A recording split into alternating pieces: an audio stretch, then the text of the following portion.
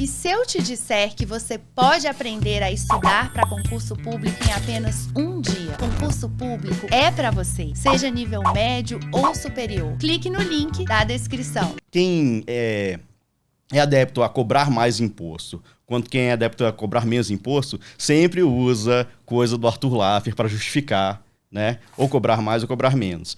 Só que, quando você conhece um pouco mais do que ele escreveu, ele fala: tributação, e respondendo a sua pergunta anterior, tributação tem que ser simples.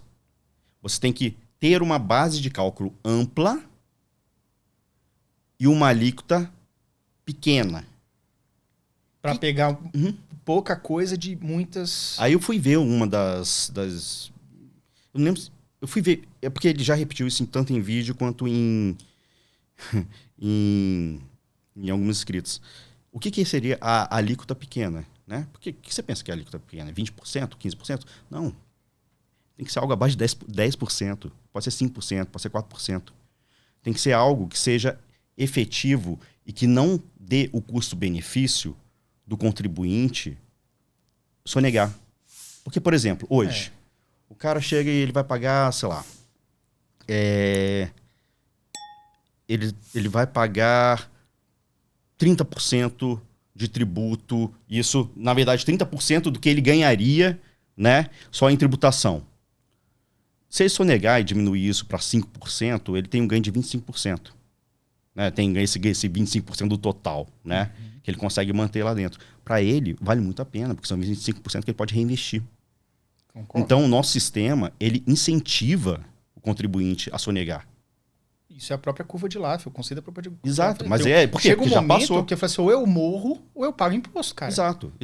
Ou então, o próprio concorrente, né, ele acaba tendo vantagem competitiva muito grande em relação aos outros quando ele sonega. Entendeu? Contra quem está correto. Né? O cara que quer andar na linha, ele acaba sendo realmente penalizado, correndo o risco de fechar Se por você andar pega na linha. uma coisa de 5% pode ou não fazer muita diferença.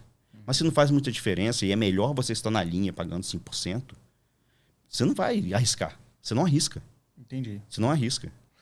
Cara, eu penso muito nisso. Porque, assim, de fato, a gente não pode esquecer um ponto que às vezes as pessoas não se atentam. Vamos supor que você tem uma pequena empresa. E aí você está no Simples Nacional. Então, pela base de cálculo, você paga, sei lá, 8,5% do seu faturamento. E é aquilo ali todo mês bonitinho. A pessoa não percebe que... Para quem é assalariado, que paga os 27% de imposto de renda, fala, pô, só isso, pô, vou virar empresa também, né? Cara, mas você não pode esquecer que 8,5% de faturamento bruto e mais tudo que você está comprando ali. Então, se for uma empresa de material, você vai comprar um tijolo, sei lá, se é uma construtora, você comprou um tijolo ali, aquele tijolo já tem 30% de imposto ou 20% de imposto. Ah, eu vou comprar lanche para os funcionários. Tem 20% de imposto. Então, na verdade... Eu acho que o dinheiro que fica conosco mesmo, tipo assim, caraca, isso aqui é 100% seu, livre de imposto. É tipo uns 25%.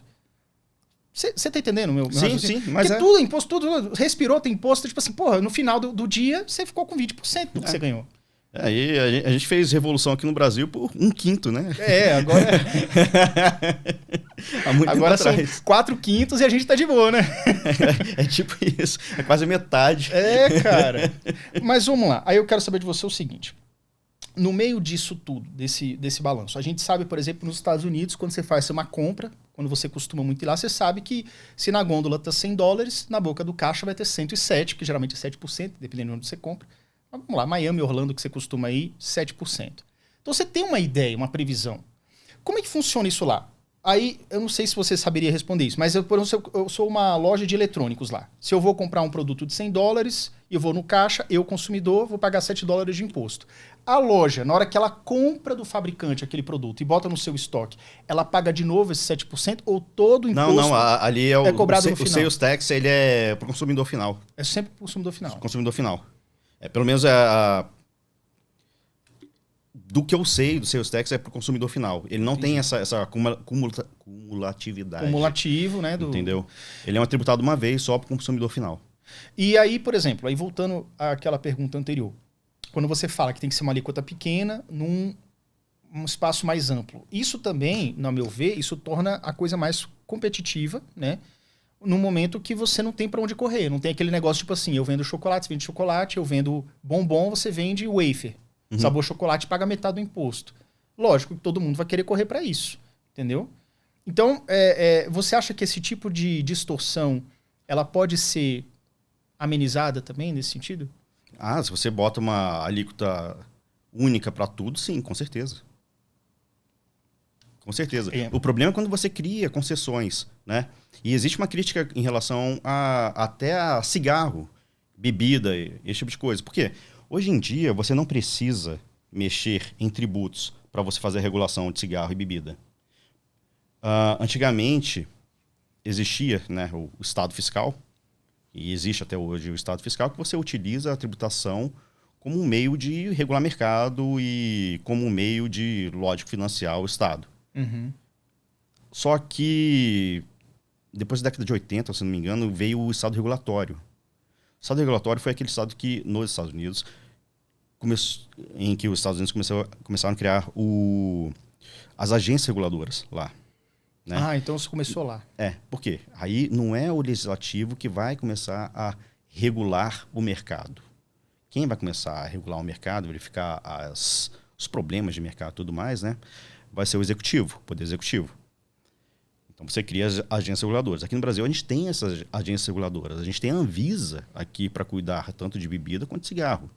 Cigarro, por exemplo, a última vez que eu vi, mas foi há muito tempo, para você fazer um registro de tabaco aqui, você é um importador pequeno, você quer comercializar o tabaco aqui, você tem que pagar uma anualidade de, no mínimo, R$100.000. Só para começar a comercializar o tabaco aqui de fora. E né? isso não vai ter de imposto nenhum. Isso se passar lá. Né? Além disso, eu estou falando, isso é uma tarifa. Isso é a Anvisa. E existem outras cobranças, parecem internas lá, com relação à produção do tabaco, que a própria Anvisa faz. Em relação à tributação, você vai pagar 300% de IPI, sei lá o quanto de PIS e COFINS, ou seja, é uma tributação muito grande em cima de cigarro. Né? A gente vai ter a reforma tributária agora. Só está tendo a reforma tributária, e fizeram o imposto seletivo. O imposto seletivo é quem vai fazer o que vai fazer essa diferenciação, né, na tributação, no IVA, que estão querendo botar aqui. E como é que vai funcionar? Isso, continua. E aí, só que esse imposto seletivo não precisa ter ele. Por quê? Você já tem a Anvisa aqui. A Anvisa, ela faz esse papel de regulação. Ela é um instituto técnico responsável, técnico, não político, responsável para cuidar disso. Ela tem profissionais bem qualificados lá dentro, das áreas científicas responsáveis por analisar cada produto. Tem pessoas para fazer o valuation, para ver o impacto no mercado. Né? Então, por que eu vou deixar um imposto? Por que eu vou deixar o poder legislativo ou executivo, né? No caso, pode ser por decreto, talvez o imposto seletivo, tributar esses produtos? Mas aí, o caso, a Anvisa faria essa tributação, porque ela está regulando. A Anvisa faria a regulação. A regulação. Porque, na verdade, essa taxa de 100 mil é da Anvisa. É da Anvisa. Quando você bota uma tributação assim, é para você regular o mercado, é para você desestimular as pessoas a consumir um produto. Só que, cara, imposto não cura vício.